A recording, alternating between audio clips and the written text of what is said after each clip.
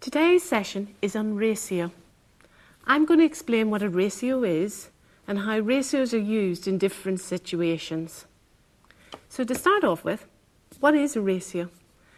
Well, a ratio is a way of comparing amounts of ingredients. Ratios can be used to compare weights, money, length, and so on. So if we take this example, we've got a model boat whose length is 1 metre and the real boat whose length is 25 metres. Then we say the ratio of the length of the model boat to the real boat is 1 to 25. Notice we've just used the numbers without the unit, metres, and we've used the colon to represent the ratio. Ratios are used to describe quantities of ingredients in mixtures. For example, in the pharmaceutical trade, when you're making medicines, or in the building trade, when you are making cement or mortar, or at home, when you're making up food. You use different quantities in different proportions, and if you don't get them right, then things go wrong. So it's very important to know what quantities you've got and in what ratio. So for example, if we have mortar for building brick walls, mortar is made up by mixing 2 parts of cement to 7 parts of gravel by volume. And we write that ratio as 2 to 7. Again, notice we've used the numbers without the units and the colon to represent the ratio. When we're making pastry at home, when we're making pies and tarts, we mix 4 ounces of flour with 2 ounces of margarine. And that ratio would be 4 to 2. But in this case, if you look at the numbers, they've got a factor of 2 in common.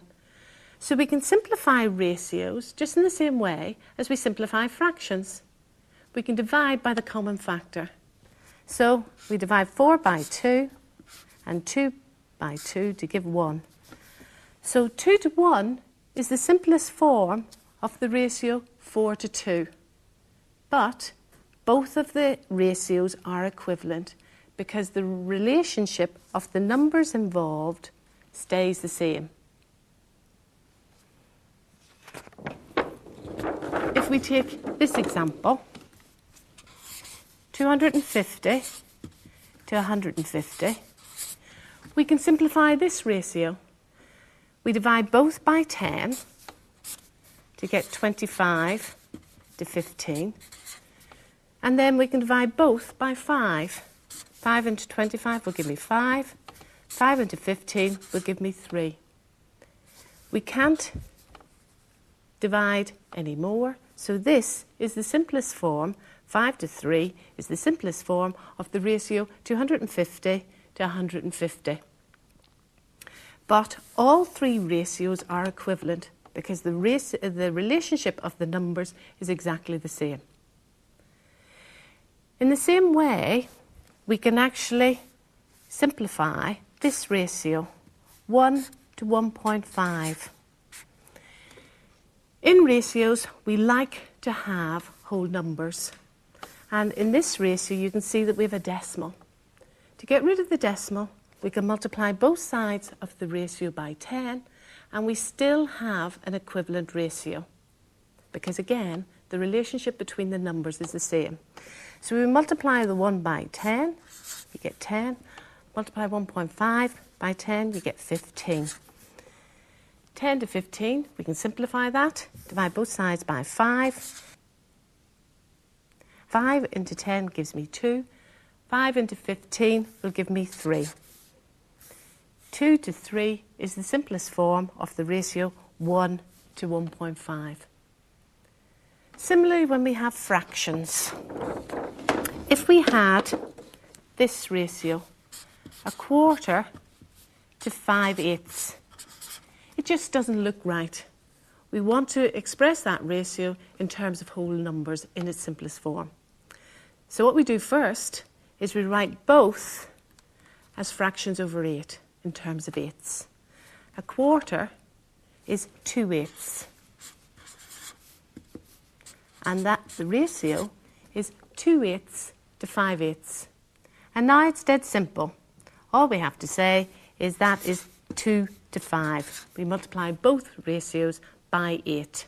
And 2 to 5 is the simplest ratio for the ratio a quarter to 5/8. But again, all three ratios are equivalent because the relationship between the numbers is exactly the same. Moving on, we must have the numbers in the ratios having the same units.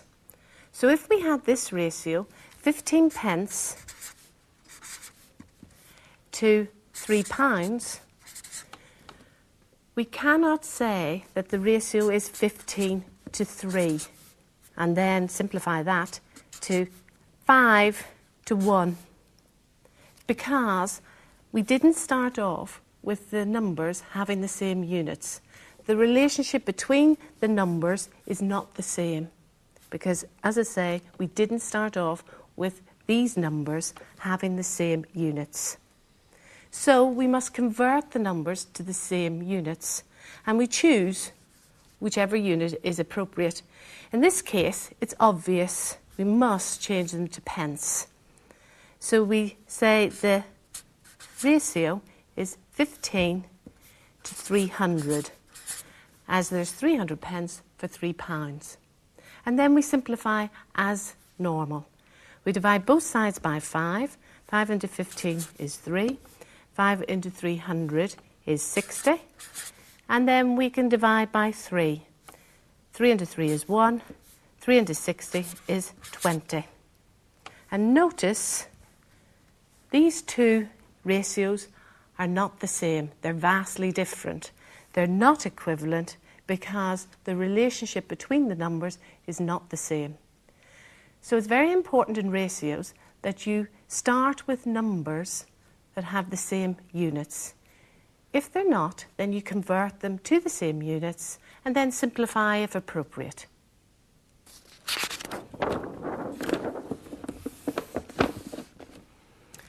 As I said before, ratios are extremely useful in lots of different circumstances.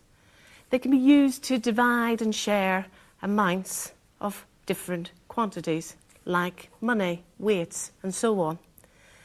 So if I take this problem, just say I had an inheritance of £64,000 and it was to be shared between two people, Mrs. Sharp and Mr. West, in the ratio 5 to 3. What I want you to do is work out what each one of those gets. Now that's a lot of information to take in. So what I do first is I start off with a diagram.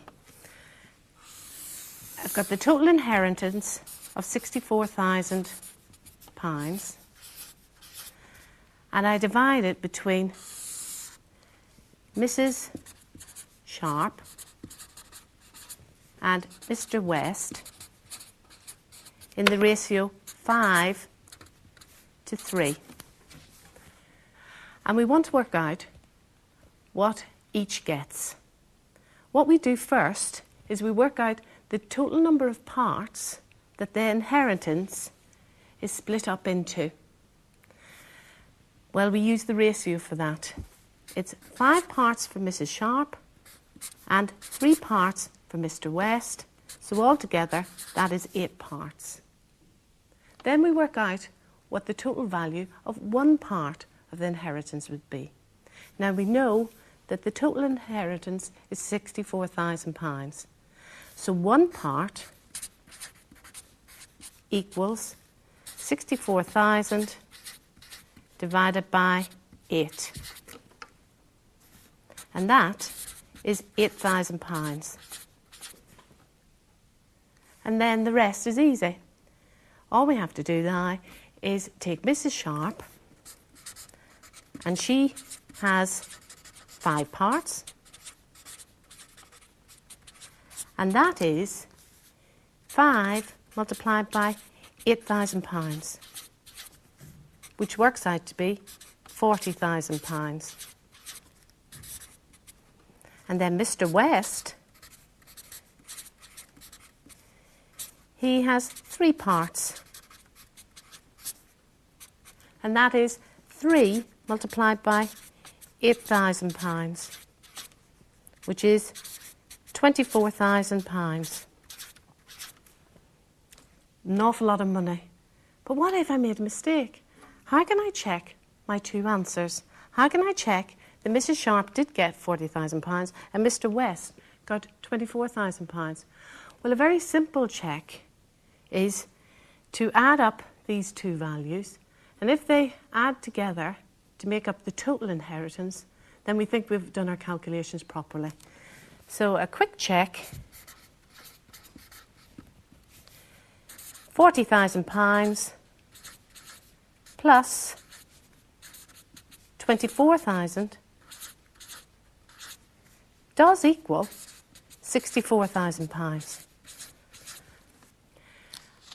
For a complete check, though, we can take the 2 amounts and see that they will actually make an equivalent ratio to the ratio that we started off with, 5:3. So if we take our 40,000 that Mrs. Sharp got, and then the 24,000 that Mr. West got, and cancel them down, we cancel by 1,000, then we cancel by 4, so that will make 10 to 6, and then cancel by 2, so that will make 5 to 3. We do actually get the same ratio that we started off with. We'll go on and do another example. This is an example which involves another mixture, making concrete. And with this, concrete is made by mixing gravel, sand and cement in the ratio 3 to 2 to 1. And in this problem, we start with concrete. The amount of concrete that we are going to make will be 12 cubic meters. And what I want to work out is how much gravel will be needed to make 12 cubic meters of concrete. So we start with drawing a diagram. And that represents the concrete. And we know we want to make 12 cubic meters of concrete. And we know it's mixed by mixing gravel, sand and cement in the ratio 3 to 2 to 1. And we want to work out the amount of concrete for 12 cubic meters. Well, first of all, we work out the total number of parts our concrete is divided up into, and we use our ratios for that. It's 3 plus 2 plus 1, and that equals 6 parts. Now our concrete is divided up into 6 parts. So 1 part must equal our 12 cubic meters divided by 6. So that's 12 divided by 6 cubic meters, which works out to be 2 cubic meters. Now we want to work out how much gravel is needed. Gravel is represented by 3 parts. So gravel, the amount that we want, equals 3 times 2 cubic meters, which is 6 cubic meters. And that's our answer. But it's always good to check. And so we try and do the calculation in a different way. And the way that I'd like to do it is using fractions. If we go back to the original diagram, we know that gravel is represented by 3 parts. And the total is 6. So gravel is a half of the total volume. And a half of 12 cubic metres is 6 cubic metres. So our answer is right. We've done a check. But what if we did a similar problem and we want to start off with mixing our concrete using gravel, sand and cement, but we don't know the final volume of the concrete. But we do know that we are given 6 cubic metres of sand and a limited supply of gravel and cement. How much concrete can we make then if we've got 6 cubic metres of sand? All right, we'll start the question or the problem with a diagram. We know that the mixture is still the same. We use the same ratio, gravel to sand to cement, as 3 to 2 to 1. And we know that we have 6 cubic metres of sand. But we want to work out how much concrete we can make with that amount of sand and a limited amount of the other two. Well, the number of parts that the concrete is divided up into is still 6. But we know that 2 parts is 6 cubic metres because that's what we're given. So 2 parts equals 6 cubic metres. So 1 part equals 6 divided by 2, which is 3 cubic metres. Now the total number of parts the concrete is divided up into is 6. So the amount of concrete that is produced is 6 times 3 cubic metres, and that is 18 cubic metres. Again, it's good to check our answer, and we'll do it in a different way, and we'll use fractions again this time. We look at what we were given. Sand is represented by 2 parts, and we know it has a volume of 6 cubic metres. Altogether, there are 6 parts for our concrete. So the fraction that represents sand is 2/6, which is 1/3. So 1/3 of the total amount is 6 cubic metres. So the whole amount of concrete must be 3 times 6 cubic metres, which is 18 cubic metres. Here's another ratio problem involving ingredients. But this time, the ingredients are to make the Greek food hummus. It's usually given as a starter, and there are 4 ingredients. 2 cloves of garlic are combined with 4 ounces of chickpeas and 4 tablespoonfuls of olive oil. I sound a little bit like Delia Smith at this point. And the final secret ingredient is the 5 fluid ounces of tahini paste. Now, when you combine these ingredients together, that's enough for 6 people. But what if I want to make hummus for 9 people? What amounts do I have of these 4 ingredients to make it for 9 people? Well, we start off with what we've got and what we know. We've got 2 cloves of garlic with 4 ounces of chickpea, 4 tablespoonfuls of olive oil, and 5 fluid ounces of tahini paste. And that makes enough for 6 people. What I do next is I work it out what each of those ingredients would be for 1 person. So I have to divide each of those numbers by 6. So that's 2/6, 4/6, 4/6, and 5/6.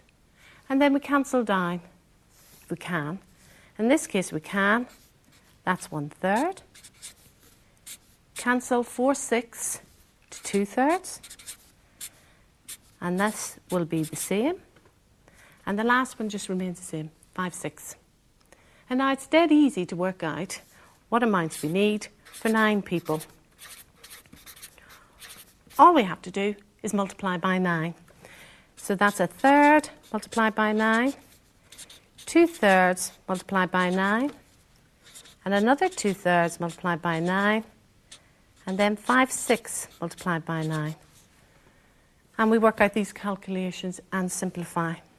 3 into 9 is 3. 3 into 9 is 3, and then 2 3s are 6. And this works out to be the same, which is 6, because it's the same calculation. 3 into 6 is 2. 3 into 9 is 3. 5 3s are 15 over 2, which works out to be 7.5. So our final answer for the ingredients is 3 cloves of garlic, 6 ounces of chickpeas, combined with 6 tablespoonfuls of olive oil, and 7.5 fluid ounces of tahini paste. And that will make enough hummus for 9 people. In a similar way, you can use this method in conversion problems. If we had the conversion that 1 pound is the same as 1.65 euros,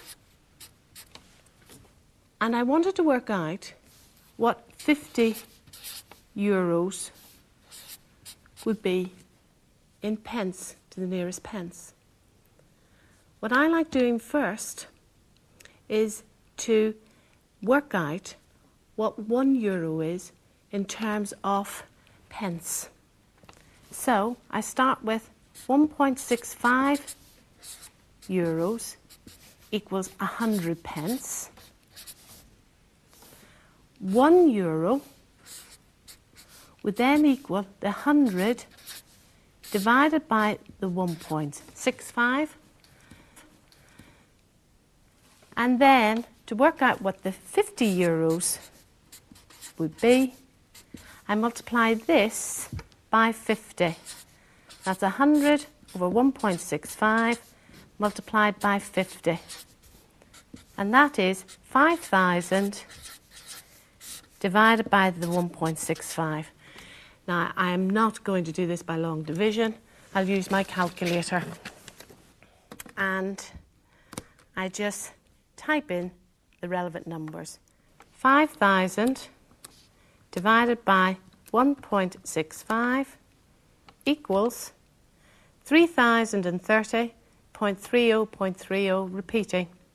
So 50 euros equals 3,030 pence to the nearest pence, which is £30 and 30p.